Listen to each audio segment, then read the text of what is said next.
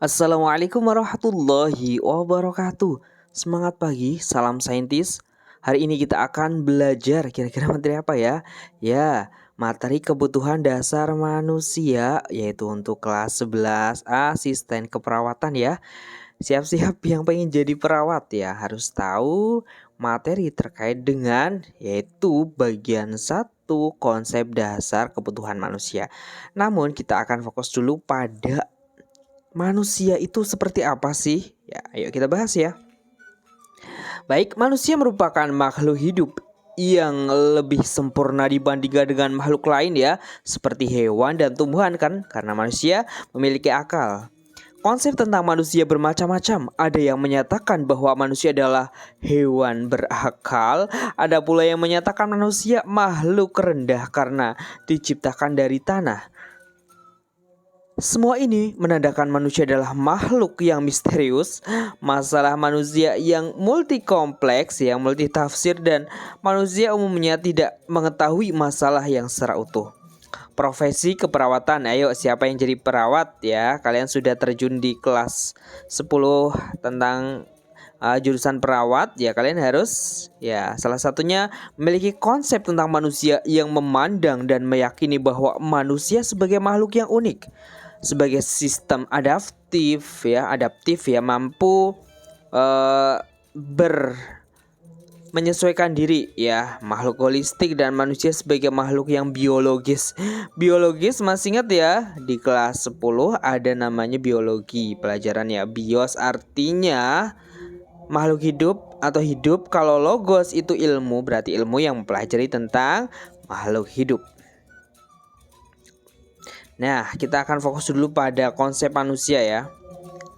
Manusia merupakan makhluk yang paling sempurna yang pernah diciptakan oleh Tuhan Yang Maha Esa.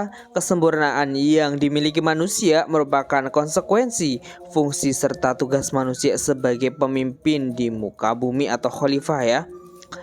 Seorang manusia harus menjadi individu yang berguna untuk diri sendiri maupun orang lain. Sebagai makhluk sosial, manusia membutuhkan apa? Ya jelas bantuan orang lain dalam menjalankan peran dan fungsi kehidupannya. Dalam agama pula diajarkan untuk saling menghargai dan mengasihi antar manusia. Jelas dasar manusia menurut Pluto. Ya, Pluto ini Plato ya, ini seorang ilmuwan ya, yaitu jiwa dan raga. Sedangkan menurut ilmu agama, manusia terdiri atas unsur apa?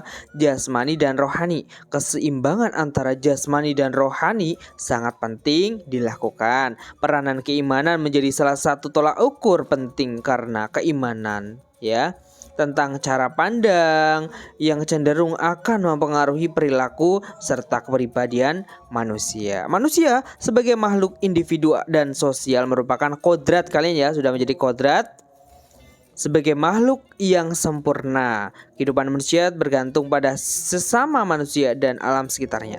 Manusia merupakan makhluk bio, psiko, sosial dan spiritual ya. Biologis, psikologisnya harus dapat, sosialnya juga harus, dan yang penting adalah spiritualnya juga. Sebelum bahas tentang kebutuhan dasar manusia, kebutuhan yang diperlukan ya, yaitu kebutuhan yang perlu diprioritaskan dan kebutuhan yang tidak prioritas itu lebih lanjut, maka perlu untuk mempelajari tentang konsep manusia dari berbagai sudut pandang. Yang pertama, manusia sebagai makhluk holistik. Apa itu holistik? Bahwa di sini adalah menandakan bahwa manusia merupakan makhluk yang utuh atau menyeluruh ya. Holistik artinya adalah menyuruh atau utuh yang terdiri atas unsur biologis, psikologis, sosial, dan spiritual. Itu menurut Alimul ya. Berdasarkan uraian tersebut diartikan bahwa apabila terdapat gangguan atau tidak terpenuhnya salah satu unsur tadi ya, biologis, psikologis, sosial, dan spiritual, maka manusia tentunya akan berpengaruh pada unsur yang lain. Nah, saat mempelajari salah satu bagian manusia, maka perawat harus, kalian ini ya, calon-calon perawat harus mempertimbangkan keterkaitan bagian tersebut dengan bagian yang lain ya, harus melibatkan 4 ini. Unsur tersebut diuraikan oleh Mubarok ya dan kawan-kawan sebagai berikut. serta ya pertama unsur biologis itu seperti apa sih? Berarti di sini adalah manusia merupakan susunan sistem organ kan? Jelas. Kemudian memiliki kebutuhan untuk dapat mempertahankan hidupnya kan? Jelas. Kemudian manusia tidak lepas dari hukum alam, lahir, kemudian dia berkembang biak dan akan meninggal ya. Nah, tumbuh dan berkembang dan salah satu terakhir adalah meninggal.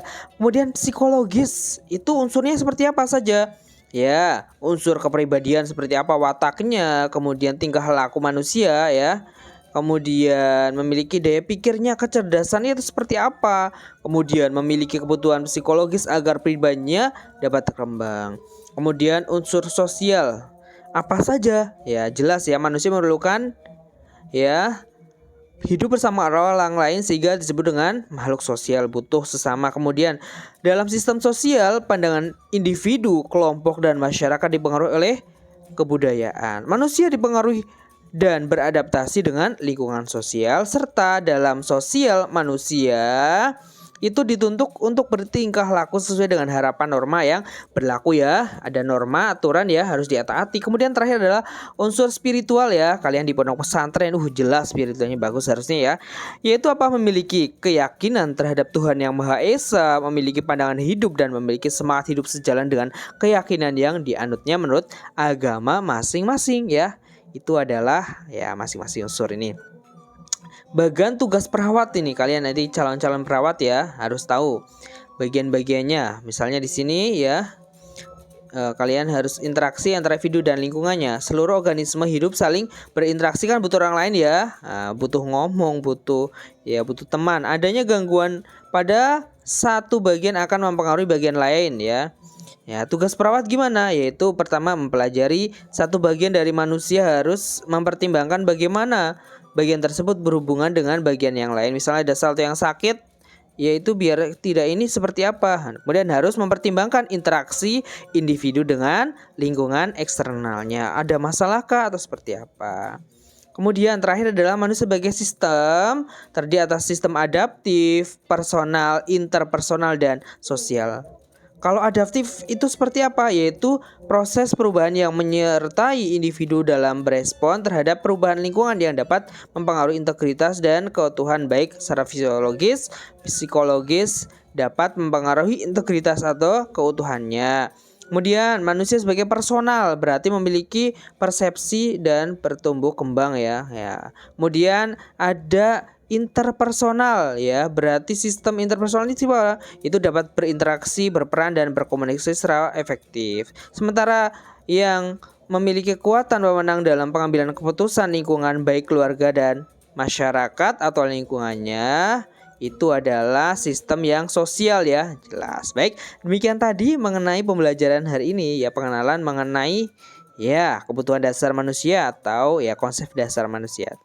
Fokus di situ dulu. Masih kita akan lanjutkan pada bab selanjutnya masih dalam bab pertama ini. Assalamualaikum warahmatullahi wabarakatuh.